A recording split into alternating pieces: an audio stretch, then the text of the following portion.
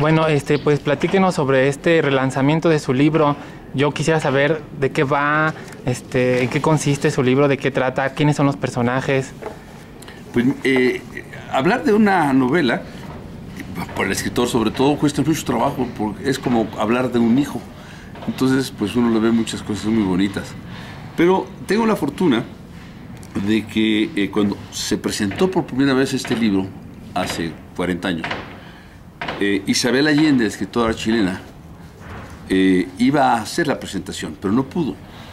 Y ella envió una carta a manera de presentación y ahora me dio permiso de incluirla a manera de prólogo, siempre y cuando pusiese en la impresión que había sido escrita en 1987, porque ella tiene muchísimos compromisos de muchísimas personas que le han pedido prólogos y ella no hace prólogos. Pero ella, gracias a su cariño, me permitió utilizar su texto como un prólogo. Aquí se lo voy a dar, no quiero leerlo todo porque es muy largo, pero voy a leer un pedacito de lo que ella dice sobre la novela. En realidad, pocos libros me cautivan del todo, pero esa noche no dormí. Después supe que habías presentado el libro al concurso de Diana y Novedades, y una semana más tarde, cuando se entregaron los resultados, me enteré de que fue considerada para el primer premio. Celebro que la misma editorial ahora lo publique. Durante esa noche del insomnio leyéndote, un séquito de personajes inolvidables entraron en mi habitación y ocuparon el espacio y el tiempo. Y en ese texto encontré casi todo lo que me gusta en una novela. Aventura, suspenso, humor, sensualidad, magia, grandes pasiones, una melodía secreta entre las líneas, un aire poético y un soplo benevolente que atenúa la violencia y la maldad, dos ingredientes que también me seducen. Es lo que dice Isabel. Bueno, dice más cosas, pero para mí fue una presentación encantadora. También otro lingüista muy conocido, Alfonso Risotto, escribió un texto también muy interesante, muy analítico sobre la novela. Y en la primera edición de Los vuelos del deseo, que es esta, el escritor Alberto Ruiz Sánchez también hace una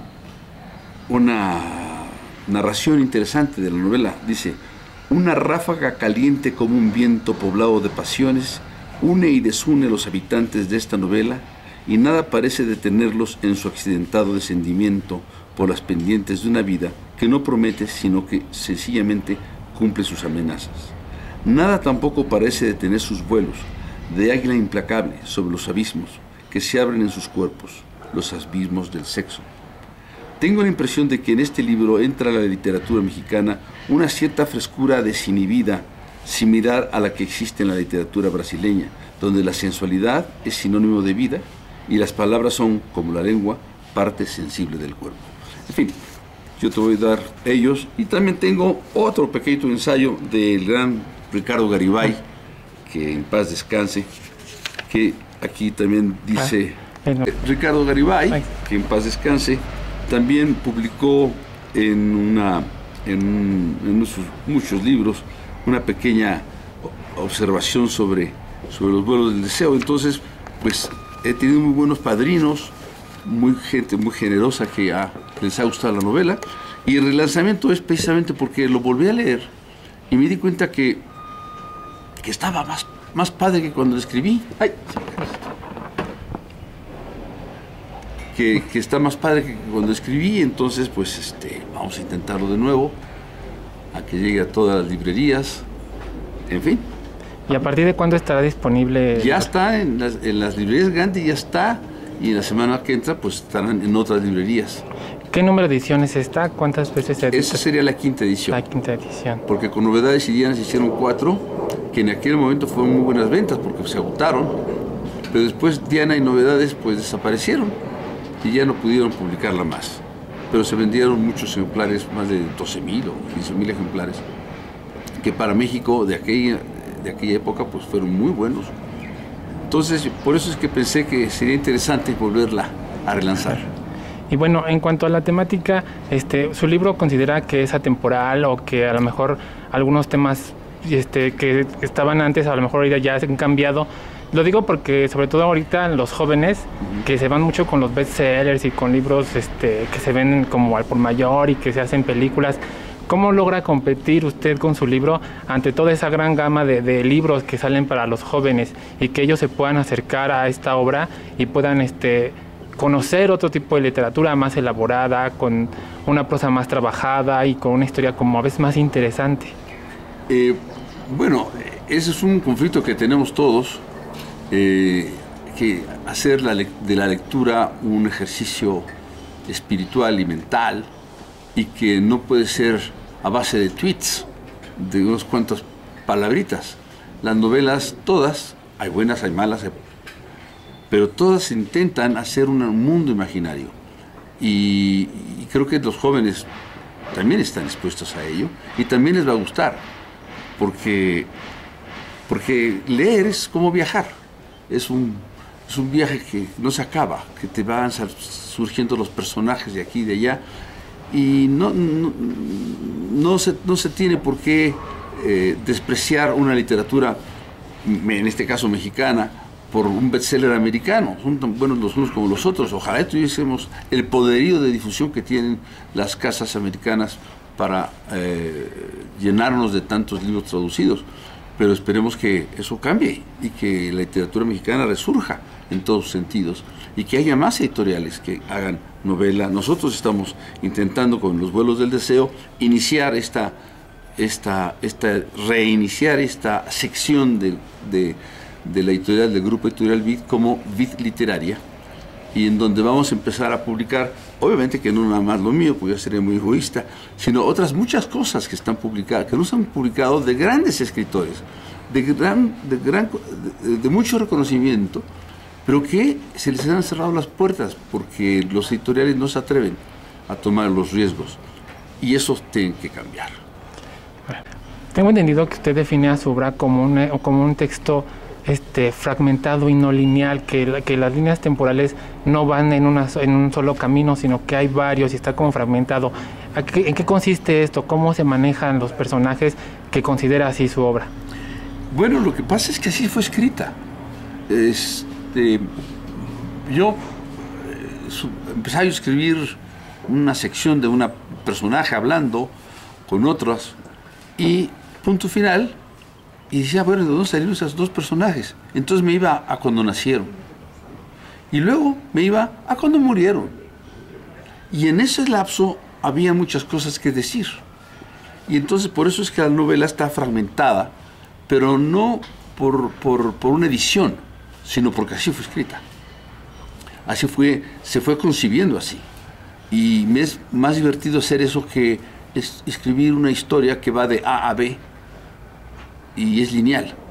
Aquí me gusta precisamente este cambio de tiempo.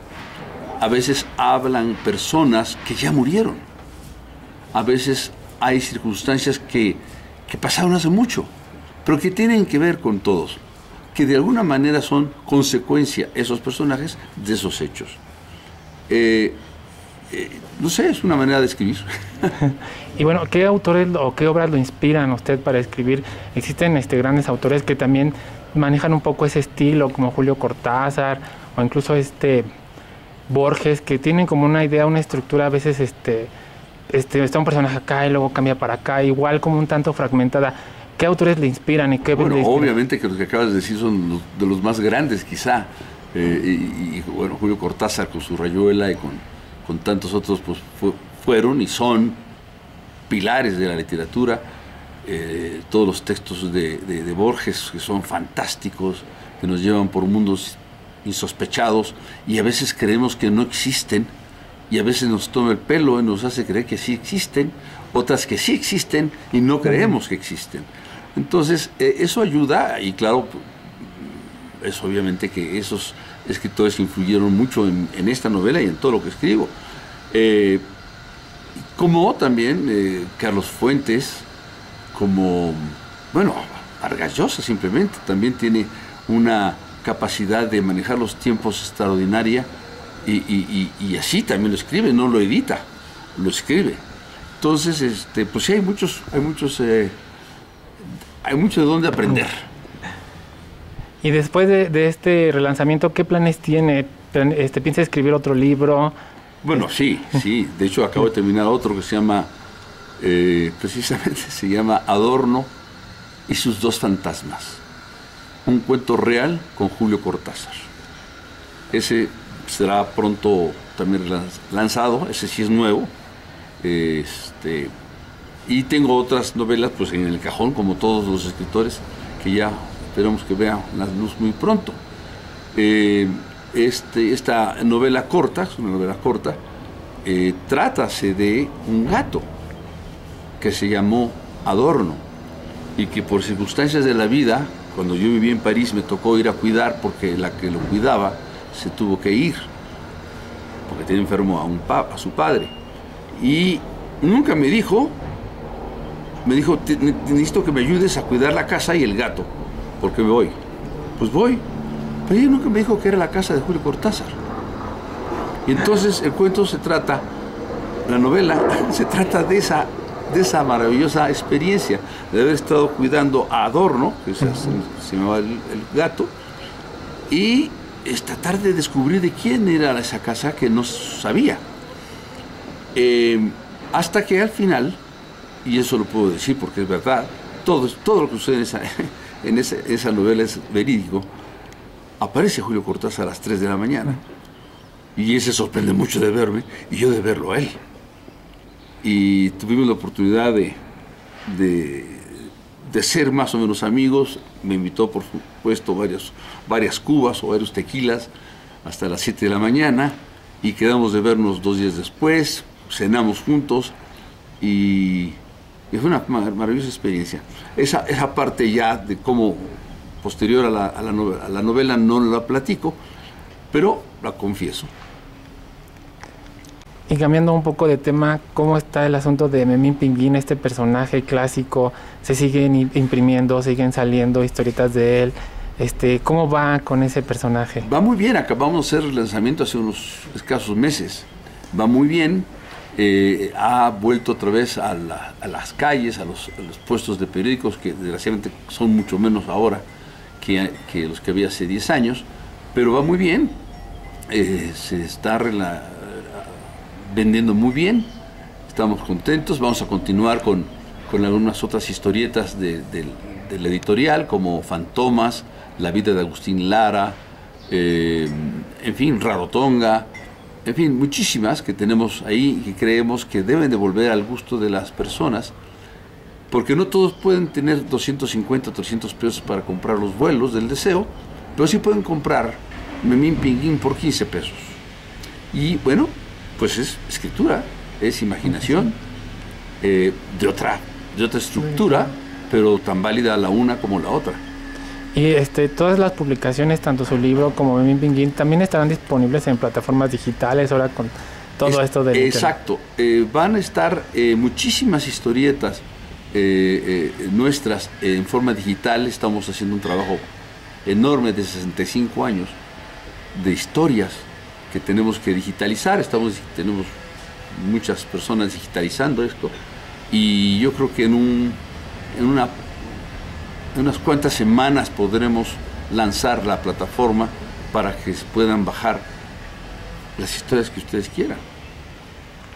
Y ya para terminar, ¿hay algo más que desea agregar sobre su obra, sobre Memín Pinguín? Pues nada, yo creo que lo que puedo agregar es que es lo que deseamos todos los mexicanos, que leamos de 15 pesos o 300 pesos, pero que lo hagamos. Y qué bueno que existe esa pluralidad y podemos hacer los vuelos, Adorno, Memín. La lectura es una manera de viajar, es una manera de vivir, y es una gran satisfacción para quien lo haga y no nomás tuitee. Bueno, y una última pregunta, ¿cómo ve a sus hijos, a Mane de la Parra, a Alondra, que están ellos incursionando en la música? Digo, están en el arte, no en la escritura, pero sí en la música. ¿Cómo ve a sus hijos? Uno que está cantando, la otra que estuvo dirigiendo la orquesta para lo de Carmina Burana el año pasado. ¿Cómo ve a sus hijos? Pues es consecuencia de todo, porque en mi casa, pues desde mis padres, desde mis abuelos, hemos estado metidos en las artes, en la música. Mi madre hacía dueto con Agustín Lara, cantaba en la radio, y siempre fue una familia muy metida en las artes. Entonces, que hayan salido dos músicos, pues qué bien, y uno de corte popular y otro de música clásica, pues qué mejor. Y tengo una tercera hija que tiene 21 años, que todavía no acaba de apuntar, pero esa es la que se va a ir por la literatura, porque quiere estudiar lingüística, quiere saber cómo se crea y cómo funciona el lenguaje, y también tendremos muchas sorpresas que nos va a dar ella. Pues muchas gracias, señor. Muchísimas gracias por haber venido.